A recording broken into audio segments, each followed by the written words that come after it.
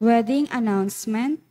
Mr. Ryan Kendrick Pascual Reyes, son of Mr. Romeo Go Reyes, and Miss Delia Pascual, residing at Block 16, Lot 2, Marytown Circle, Greenfields 1, Subdivision, Barangay Caligayahan, Novaliches, Quezon City, will be married to Miss Janice Nazol Abanto, daughter of Mr. Juanito Abanto, and Miss Flor de Liza Nazol, residing at Block 33, Lot 2, Arias Street, San Roque, Navotas City, at Minor Basilica of the Immaculate Conception, Manila Metropolitan Cathedral on September 15, 2024. Any impediments regarding this marriage, please inform immediately the parish office.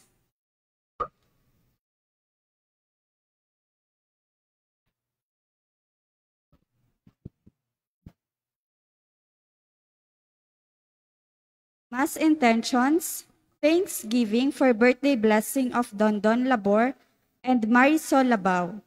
For eternal repose of the souls of the following: Demeteria Renovalies Santos, Bebot Padua, Wilfredo Bueno, Verlin Nympha Santiago, Virgilio Santiago Sr., and Virgilio Santiago Jr., and all the souls in purgatory. And the Father that, we are in the 16th Sunday in Ordinary Time, and the Father that will be leading our Mass for this morning is Reverend Father John Nathan Maagma. Please all stand and sing a praise for the Lord.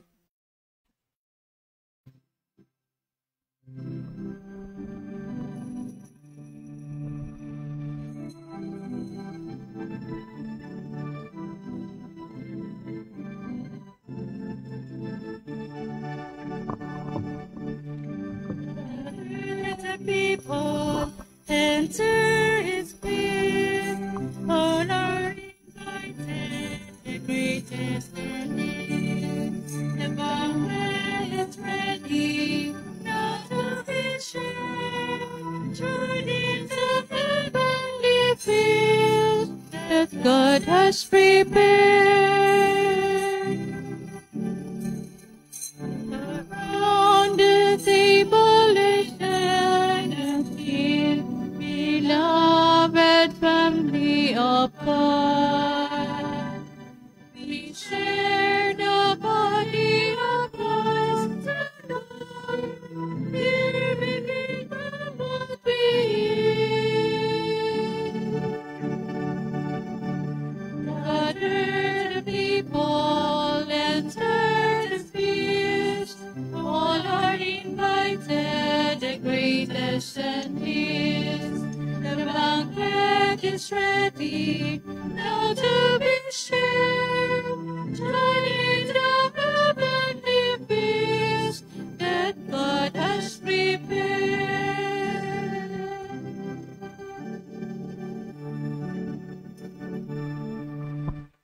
In the name of the Father, and of the Son, and of the Holy Spirit. Amen. The grace of our Lord Jesus Christ, and the love of God, and the Holy Spirit be with you all. And with your spirit. And come with us, Father, let us now acknowledge our sins, and so prepare ourselves to celebrate the sacred mysteries. Lord Jesus, you are the servant of the Father and all mankind. Lord, have mercy. Lord, have mercy. Lord Jesus, you gave your life for the salvation of all. Christ, have mercy. Christ, have mercy. Lord Jesus, you want your disciples to be at the service of all. Lord, have mercy. Lord, have mercy. May Almighty God have mercy on us, forgive us our sins, and bring us to everlasting life. Amen.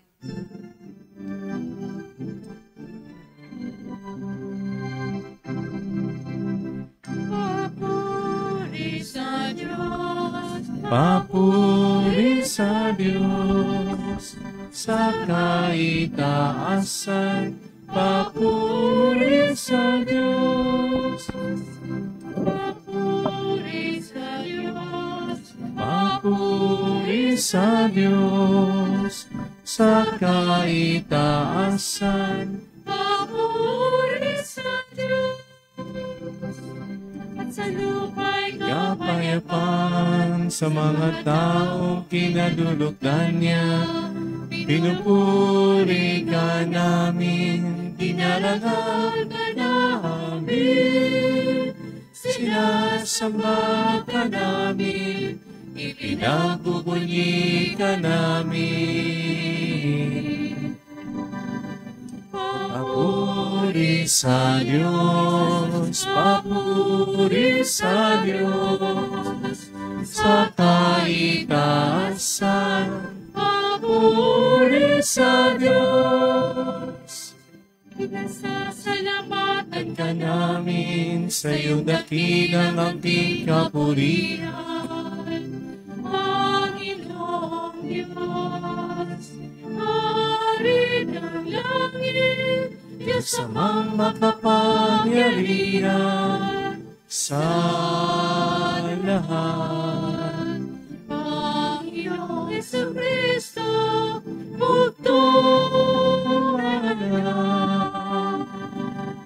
Panginoong Diyos, Kordero ng Diyos, Anak ng Ama.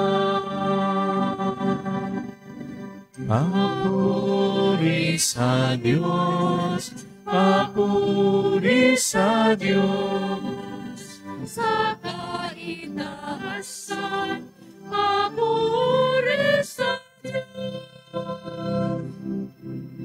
Ikaw nanagalis ng mga kasalanan ng mundo. Maawa ka sa amin, maawa ka. Ikaw na nagalis ng mga kasalanan ng mundo. Tanggapin mo ang aming kahilingan, ikaw na nalulog sa kanan ng Ama. Papuri sa Diyos, papuri sa Diyos, sa kaitaasan, papuri sa Diyos. sapagkat ikaw lang ang banal at ang kataas-taasan. Ikaw lamang ang Jesucristo, ang Panginoon. Salog Espiritu Santo, sa kadakilaan ng Diyos Ama namin. Papuri sa Diyos, papuri sa Diyos, sa kaitaasan, papuri sa Diyos, sa kaitaasan, papuri sa Diyos.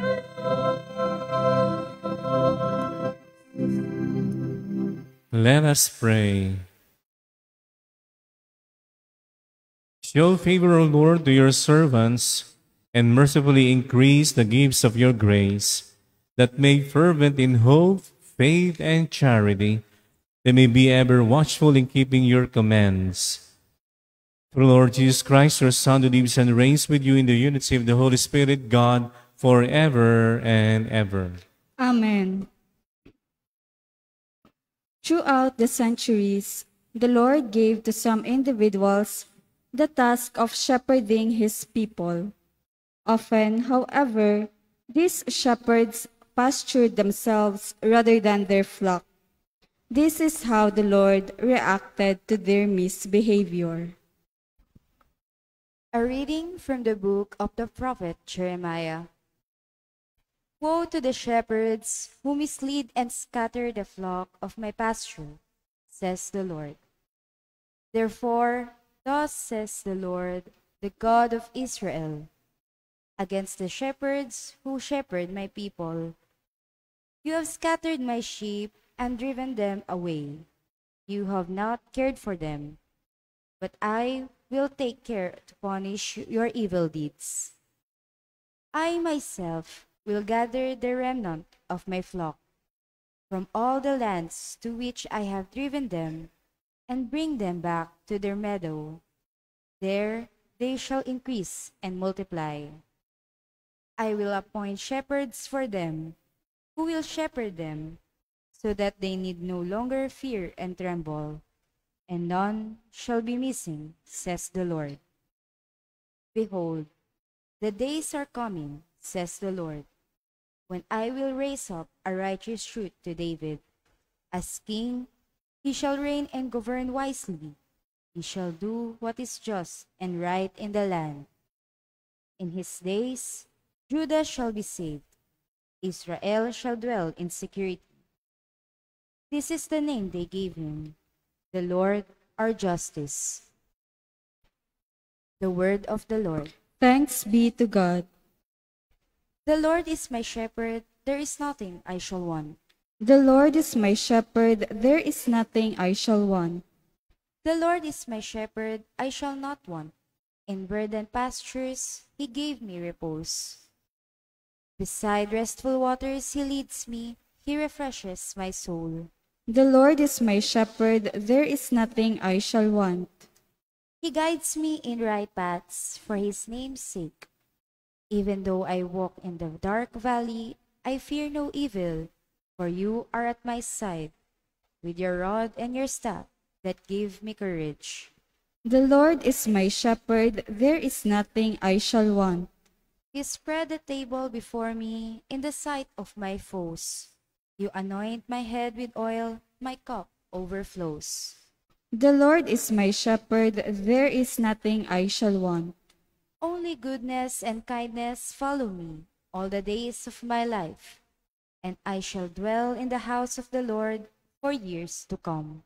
The Lord is my shepherd, there is nothing I shall want. St. Paul presents Jesus as the great peacemaker and the one that unites Jews and pagans into the new people of God.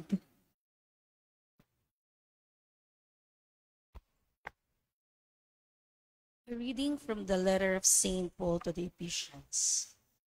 Brothers and sisters, in Christ Jesus, you who once were far off have become near by the blood of Christ.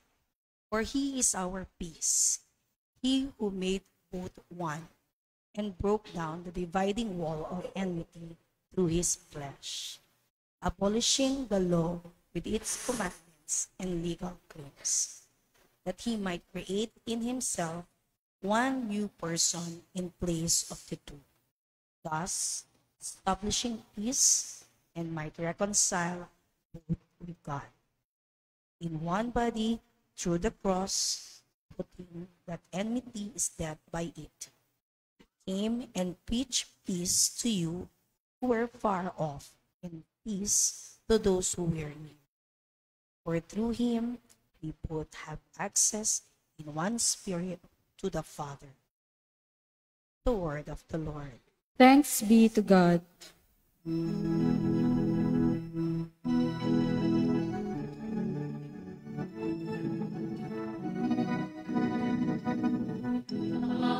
Hallelujah, hallelujah, hallelujah,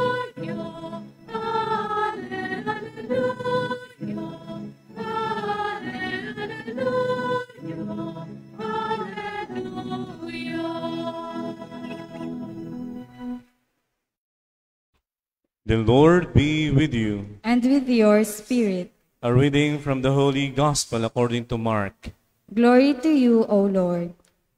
The apostles gathered together with Jesus and reported all they had done and taught.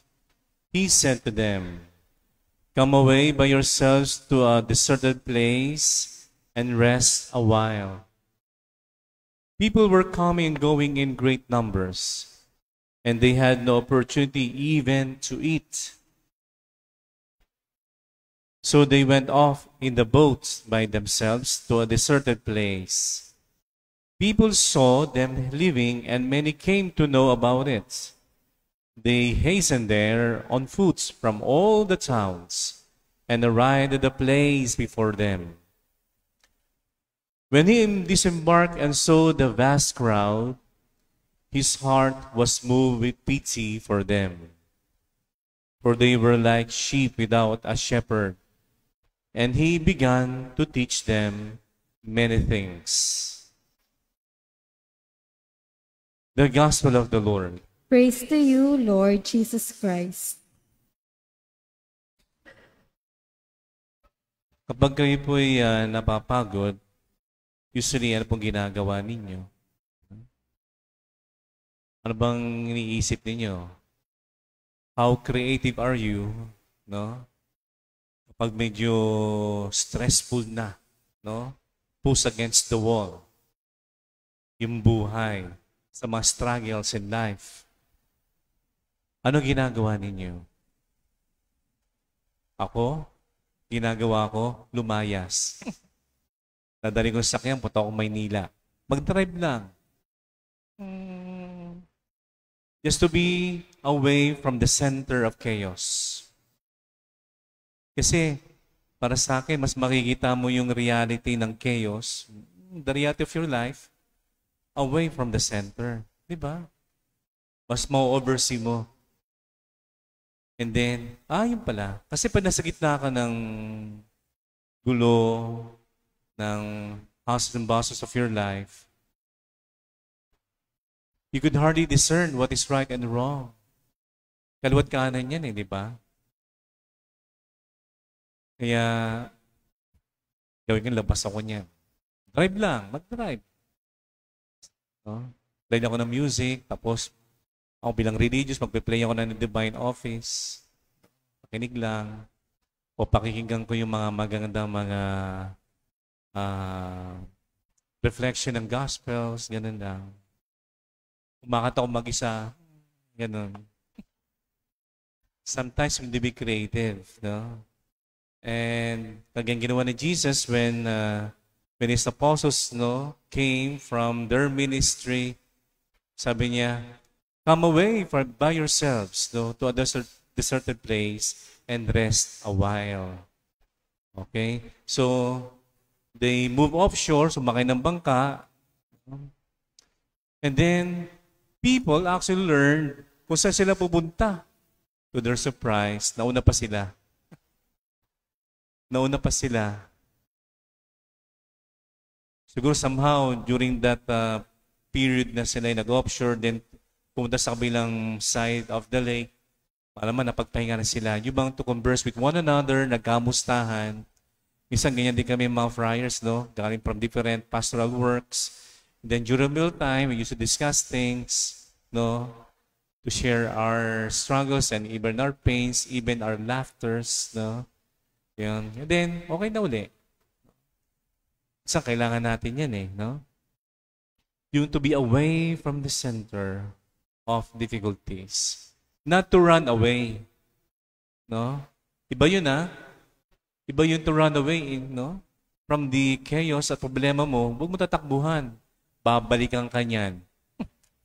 So, yung motivation, yung intention ay, lumayo ng saglit, no? To oversee. Makita mo yung big picture. Kaya pala. Then go back. Huwag mong tatakasan. Harapin. Kasi, by the fact na lumayo ka para alam mo kung paano haharapin.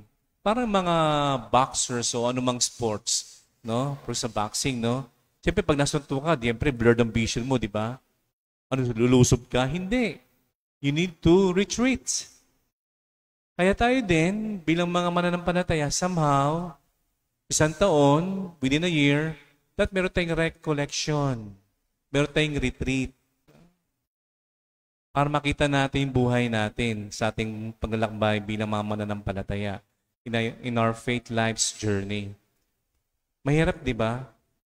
Pero kailan natin, we need to find time for that. Even Jesus, no, in this particular gospel, teaching us how to find time, no, para tayo magkaroon ng solitude, manahimik. Kasi ang dami na ng tinig nating naririnig, no?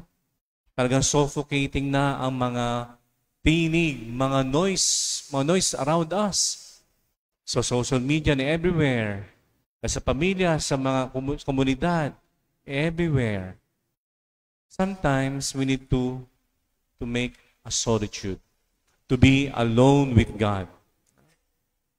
To be alone with God. Kaya mga pasingan ninyo, no? May mga parokyano tayo dito during the day, before going to work, going to sa palengke, to the market, o sa school, or whatever, they used to stand there at the back of the church, no?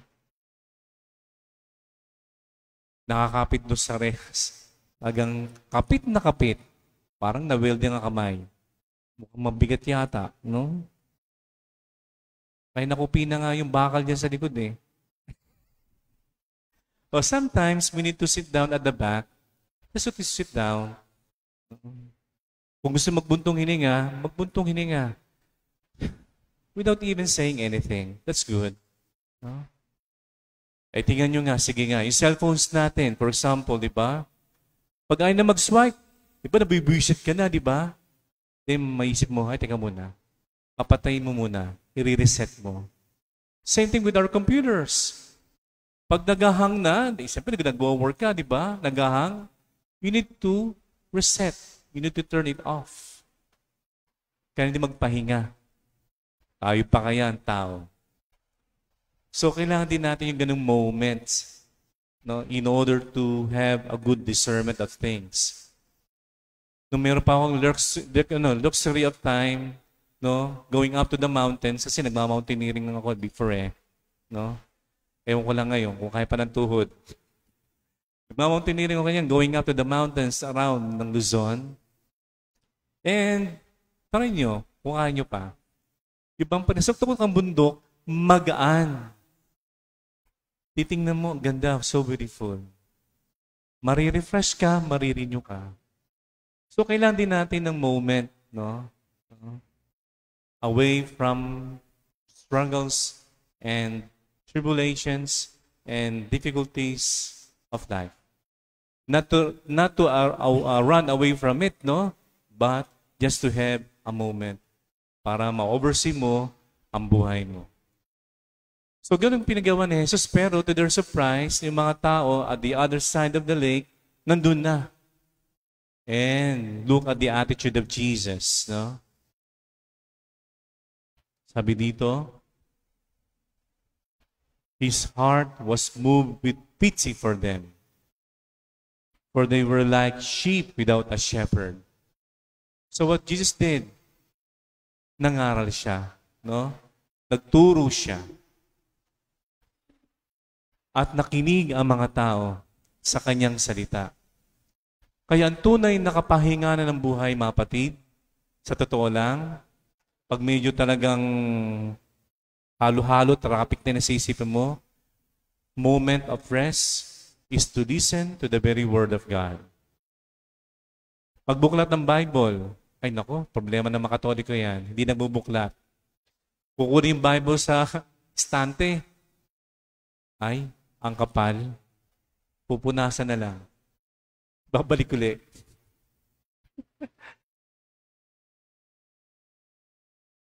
Kung hindi ka nagsisimba, di wala ka ding chance para makapakinig ng salita ng Diyos, di ba? Kaya mahalagang pagsisimba. There's always a possibility for you to listen to the very Word of God. Makinig kay Jesus.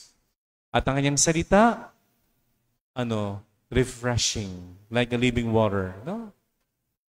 Ang salita ni Jesus, pag sinangaral, nagpapagaan ng loob. Kaya naman, sana naman, pag tayo nagsisimba, I hope and pray, gumagaan ng iyong loob pagkatapos ng iyong pagsimba. No? Hindi paglabas ng simbahan, busangot ang inyong itsura. Lalo itong bumigat. No? Huwag naman sana. No? Kaya, sad na lang, kung sad na lang talaga kapag mayroong pagkakataon na may mga pare, sorry to say, sa mga kapatid, na imbis na gumana ng pakaramdam mo, pag yung bahay, heavy heart ka. No? Para bang lalo kaya naguluhan. So, I hope and pray sa ating pong pagdiriwang, sana magaan paglabas so that we can do our mission to share the good news of Christ. Amen? So, we are also longing for the servants of God, apostles, disciples, to preach the word of Jesus. No? Kailangan natin nun, pero sad, kulang. Kulang ang ating mga naset aside ni Jesus, no, priests and religious, in order to share the good news of salvation. Medyo may scarcity ng vocation sa priestly and religious life, lalo sa kaparian, in order for us to enjoy the sacraments of the church that Jesus has given to Peter, no, and the rest of the apostles to the church. Kasi naman, sa ating generation ngayon, yung lifestyle, very inviting. Options of life to the young people, men and women, iba na nakikita nila. Kaya napakahalaga din, most especially, magkaroon tayo ng focus, pagbibigay ng halaga, significance of family life. Yung buhay pamilya, ang buhay pamilya na meron Diyos. Ang buhay pamilya na nagdarasal. Sabi nga, di ba, ng isang servant of God, the family that prays together, stays together. At sa family na yan, malaki ang possibility and chance, no, na makakuha si Jesus to set aside for Him and for the church to serve in order to preach the good news. Sa bokasyon ng paglilingkod. May saya sa paglilingkod, no? Ito ba sa mga nagsiserve dito, mga volunteers? Masaya ba kayo? Pag masaya kayo, talagang you're going to commit yourself, consecrate your time. No?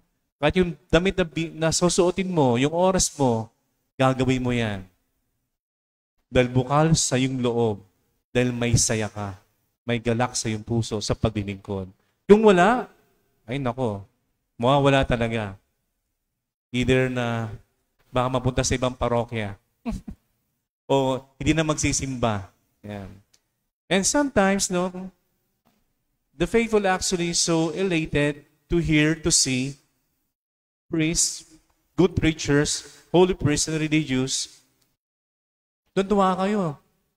Pero, pag dumating ng point na one of your kin, pamangkin o po, anak na mayroong possibility na sumunod, may bukasyon sa pagsunod, ang iba dyan, hindi na magsisimba.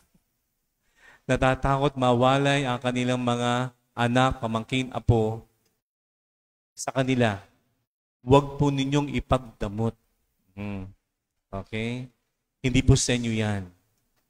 By the moment na nabinyagan yung tao, ang anak ninyo, kaya tayo, we belong to God. Each one of us. Okay?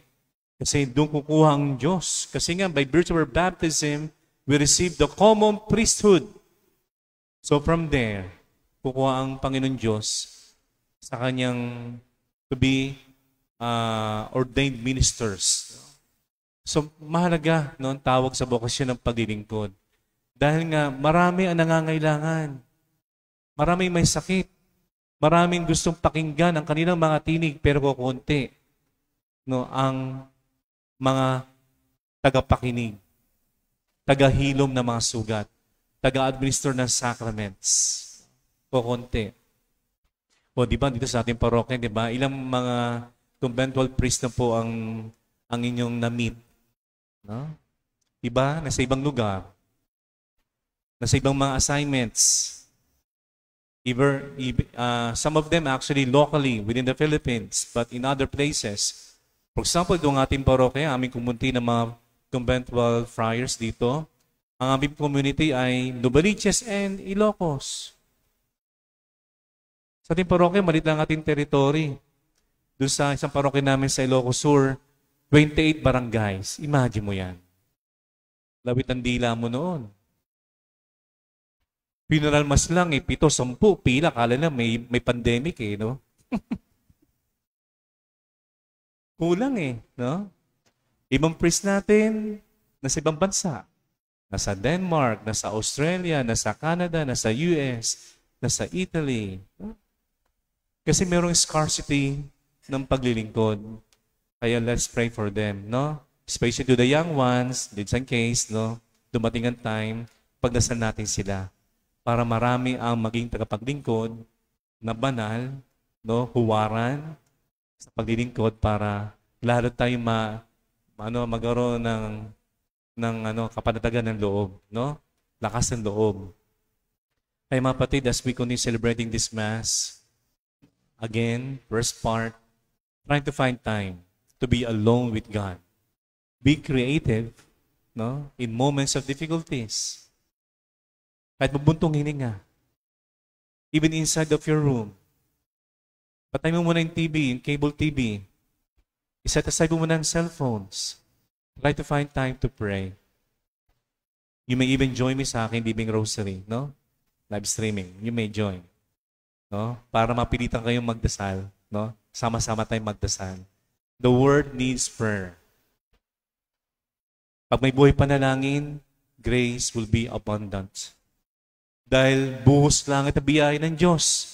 Pero problema natin, hindi tayo humihiling sa Kanya na may pananampalataya at punong-puno ng pag-asa. No? Kailangan yun, ang requirements.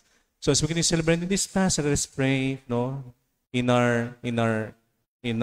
ourselves, may able to find God in the solitary way of life. Okay? And also, to pray also for the ministers of the church para dumami ang mga tagapaglingkod at mapalawak natin ang paghahari ng Diyos, no? Ng kapayapaan. We stand and together we profess our faith. I believe in one God, the Father Almighty, maker of heaven and earth, of all things visible and invisible. I believe in one Lord Jesus Christ, the only begotten Son of God, born of the Father before all ages, God from God, light from light, true God from true God, begotten not made, consubstantial with the Father. through Him all things were made. For us men and for our salvation, He came down from heaven. And by the Holy Spirit was incarnate of the Virgin Mary and became man. For our sake He was crucified under Pontius Pilate. He suffered death and was buried. He rose again on the third day in accordance with the Scriptures. He ascended into heaven and is seated at the right hand of the Father. He will come again in glory to judge the living and the dead, and His kingdom will have no end. I believe in the Holy Spirit, the Lord, the giver of life, who proceeds from the Father and the Son, who with the Father and the Son is adored and glorified, who has spoken through the prophets. I believe in one holy, Catholic, and Apostolic Church. I confess one baptism for the forgiveness of sins, and I look forward to the resurrection of the dead and light of the world to come. Amen. We are all members of the flock of Christ, and some of us share in His leadership role. Let us pray for all those called to shepherd their brothers and sisters as we say, Good Shepherd, hear us. Good Shepherd, hear us. For all the church leaders, may they always be mindful of their duty to promote the spiritual welfare of the faithful. Let us pray. Good Good Shepherd, Shepherd, hear us. us. For all the civil leaders of our country, may they treasure honesty and selflessness in the fulfillment of their duty to promote justice and peace. Let us pray. Good Good Shepherd, hear us. For all parents, teachers, and other people in authority, may they be attentive to the needs of their children, students, and subjects of representatives of God, the divine shepherd of all.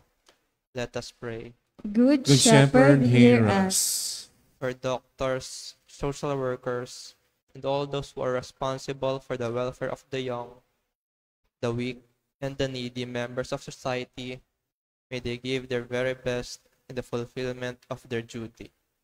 Let us pray. Good Shepherd, hear us.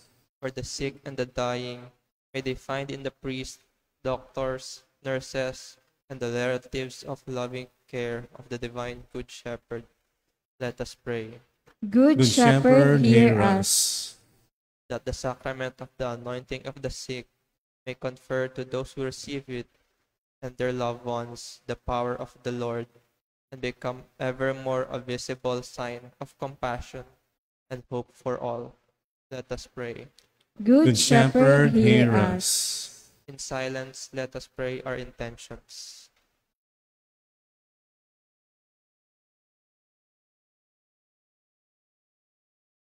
Let us pray. Good Shepherd, hear us. Lord, look with love on the shepherds of the church, especially those of our community. Make them strong and generous as they strive to imitate you, our loving Good Shepherd who lives and cares forever and ever. Amen.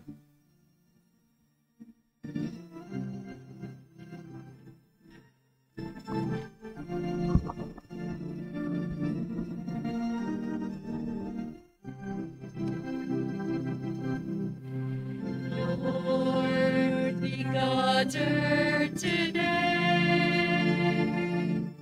In your house we kneel down and pray. We ask for your mercy as we open our hearts to receive your forgiveness, O Lord. Lord, we lift up to you all these gifts we offer for your glory. We will eat this living bread, we will drink this saving cup, and feel your presence, O Lord. As we offer this bread, and as we bring you this wine, bless them, Lord Jesus, lead us now, give us life. Send us your Spirit, the source of our life, and together we will serve you with love. We offer this bread, and as we bring you this wine, bless them, Lord Jesus, give us love, give us life. Send us your Spirit, the source of our lives, and together we will serve you with love.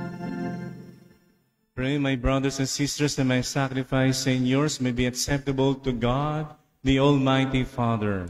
May the Lord accept the sacrifice at your hands for the praise and glory of his name, for our good and the good of all his holy church. O God, who in the one perfect sacrifice brought to completion valid offerings of the law, accept, we pray, this sacrifice of your faithful servants, and make it holy as you bless the gifts of Abel, so that what each has offered to the honor of your majesty may benefit the salvation of all. Through Christ our Lord. Amen. The Lord be with you. And with your spirit, Lift up your hearts. we lift them up to the Lord. Let us give thanks to the Lord our God. It is right and just. It is true, right, and just our duty and salvation always and everywhere to give you thanks, Lord, Holy Father, Almighty and eternal God. For you so loved the world that in your mercy you sent us the Redeemer to live like us in all things but sin, so that you might love in us what you love in your Son, By His obedience we have restored to those gifts of yours that by sinning we had lost in disobedience. And so, Lord, with all the angels and saints, we too give you thanks as an exaltation we acclaim.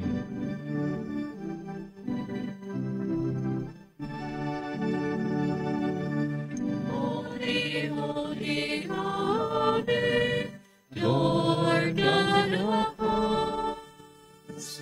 Heaven and earth are full of your glory, full of your glory. Hosanna in the highest, Hosanna in the highest. Blessed is he who comes in the name of the Lord. Hosanna in the highest, Hosanna in the highest, Hosanna in the highest, Hosanna in the highest. You are indeed holy, O Lord, the fount of all holiness. Make holy, therefore, these gifts, we pray, by sending down your Spirit upon them like the dewfall, so that they may become for us the body and blood of our Lord Jesus Christ. At the time he was betrayed and entered willingly into his passion, he took bread and giving thanks, broke it, and gave it to his disciples, saying, Take this, all of you, and eat of it, for this is my body, which will be given up for you.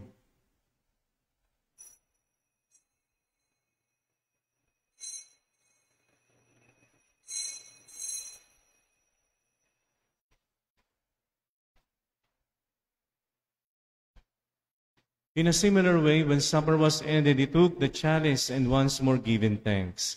He gave it to his disciples, saying, Take this, all of you, and drink from it. For this is the chalice of my blood, the blood of the new and eternal covenant, which will be poured out for you and for many for the forgiveness of sins.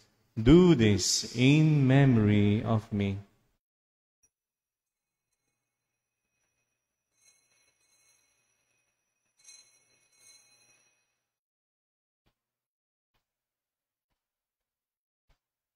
The mystery of faith.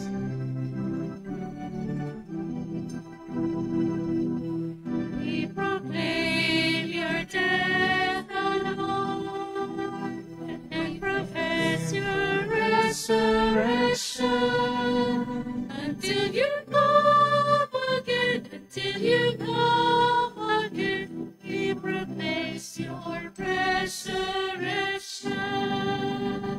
Therefore, as we celebrate the memorial of his death and resurrection, we offer you, Lord, the bread of life and the chalice of salvation, giving thanks that you have held us worthy to be in your presence and minister to you. Humbly we pray that partaking of the body and blood of Christ, we may be gathered into one by the Holy Spirit. Remember, Lord, your church is spread throughout the world, and bring her to the fullness of charity, together with Francis our Pope and Roberto our Bishop and all the clergy. Remember also our brothers and sisters who have fallen asleep in the hope of the resurrection, and all who have died in your mercy. Welcome them into the light of your face. Have mercy on us all, we pray, that with the Blessed Virgin Mary, Mother of God, with blessed Joseph, her spouse, with the blessed apostles, with Francis and Clare, Maximilian Mary Colbe, Anthony of Padua, and with all the saints who have pleased you throughout the ages, we may merit to be co-heirs to eternal life, and may praise and glorify you through your Son, Jesus Christ. Through him and with him and in him, O God, Almighty Father, in the unity of the Holy Spirit, all glory and honor is yours forever and ever.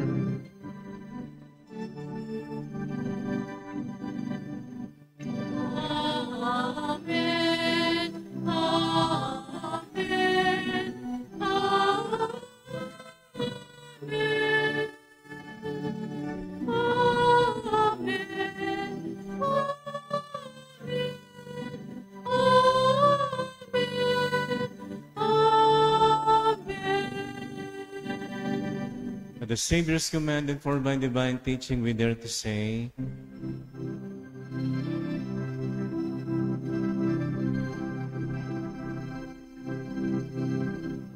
Our Father, who art in heaven, hallowed be thy name. Thy kingdom come, thy will be done, on earth as it is in heaven. Give us this day our daily bread, and forgive us our trespasses, as we forgive those who trespass against us. And lead us not into temptation, but deliver us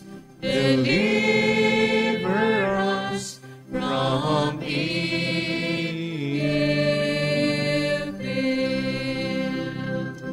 Deliver us, Lord, we pray, from every evil. Graciously grant peace in our days, that by the help of your mercy we may be always free from sin and safe from all distress, as we await the blessed hope and the coming of our Savior, Jesus Christ.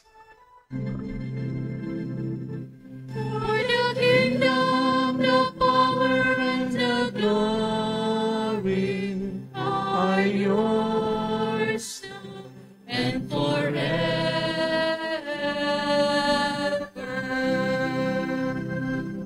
Lord Jesus Christ, I said to your apostles, peace I leave you, my peace I give you. Look not on our sins, but on the faith of your church, and graciously grant her peace and unity in accordance with your will, who live and reign forever and ever. The peace of the Lord be with you always. And with your spirit. Let us offer each other the sign of peace. Peace with you. Peace with you. May the body and blood of Lord Jesus Christ and the brothers and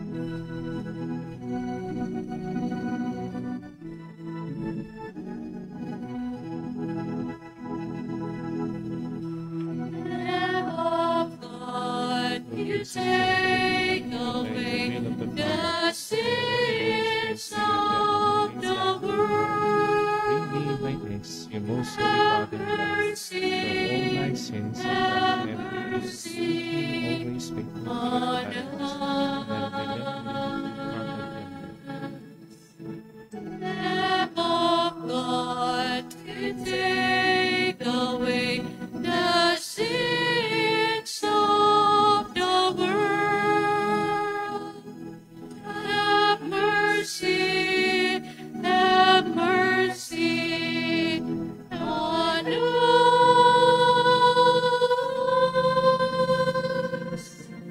Lamb of God, you take away the sins of the world. Grant us peace. Grant us peace. Behold the Lamb of God. Behold him who takes away the sins of the world. Blessed are those called to the supper of the Lamb. Lord, I am not worthy that you should enter under my roof, but only say the word, and my soul shall be healed. The body and blood of Christ keep me safe to eternal life.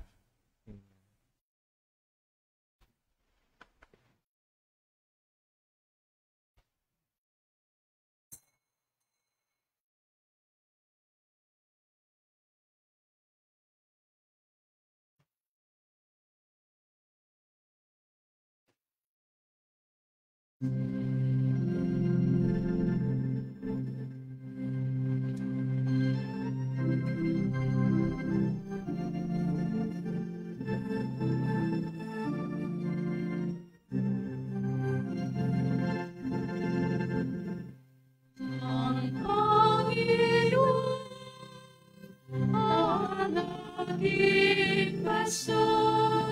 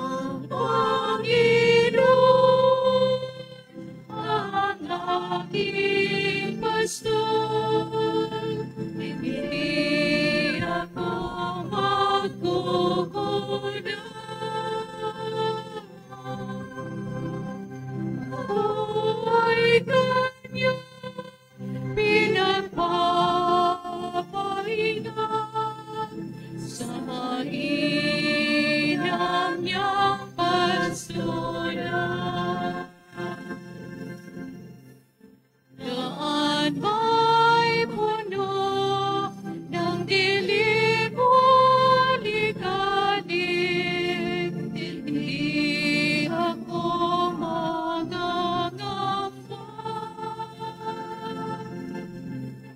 Kung magpapalawang siya, gagabay sa kinan, sa sandalan ang Panginoon ang aking pastor, hindi ako makukulang.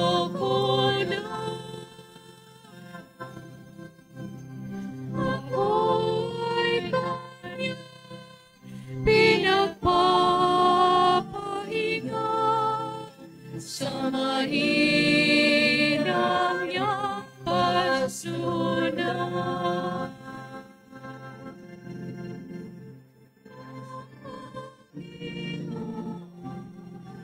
Ang aking pastor, hindi ako makukulang. Ako'y kanyang pinagpapahinga sa inam niyang pagsunod.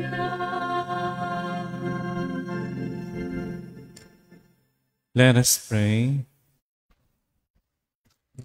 We have consumed, O Lord, these divine sacraments, the perpetual memorial of the passion of your Son. Grant, we pray, that this gift, which he himself gave us with love beyond all telling, may profit us for salvation through Christ our Lord. Amen. Please all be seated for some parish announcement. Una, magkakaroon po tayo ng ikalawang koleksyon para po sa pangangailangan ng ating parokya. Ikalawa, ang ating pong feeding program ay para sa mga bata ng ating komunidad. Sa mga nagnanais pong mag-sponsor para sa ating feeding program, bukas po ang opisina ng ating parokya para po sa inyong tulong at suporta.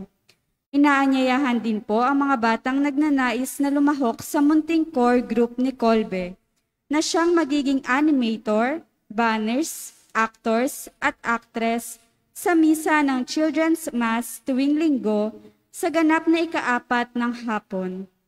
Makipag-ugnayan po lamang sa opisina ng ating parokya ang mga nagnanais lumahok o di kaya'y makipag-usap sa katikista ng ating parokya.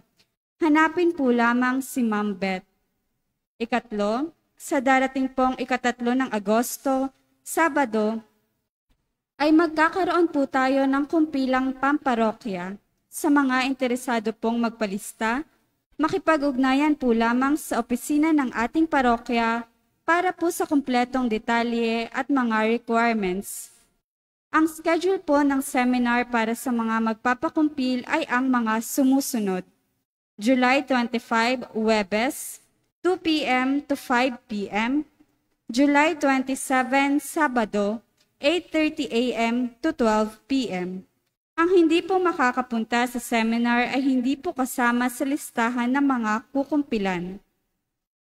Ika-4, sa darating pong 9 ng Agosto ay magkakaroon po tayo ng raffle cash bonanza sa parokyang Kolbe. Ang isang raffle ticket po ay nagkakahalaga ng 50 pesos. Ang mapapanalunan po ay ang mga sumusunod. First prize, 50,000 pesos. Second prize, 30,000 pesos. At third prize, 20,000 pesos.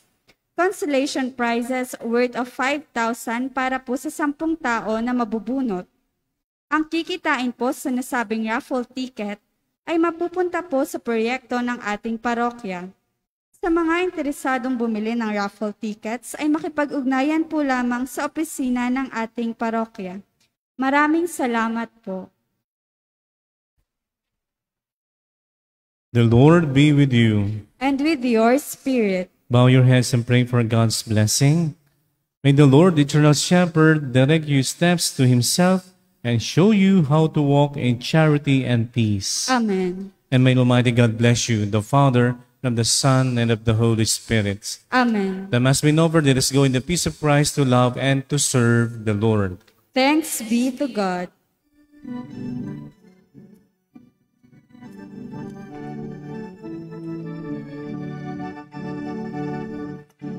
Ayun at ibayan,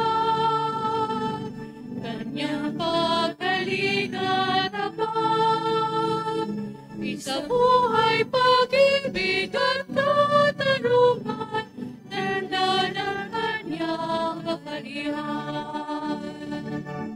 Sa panahong tihang ng lupa, sa panahong ang hanit sa dagat, sa panahon ng digmaan at kagunuhan, sa panahon ng kapayapaan. Ngayon at ipayan, kanyang pagkaligatapan, isa buhay pag-ibig at katarungan, tanda ng kanyang kaharian.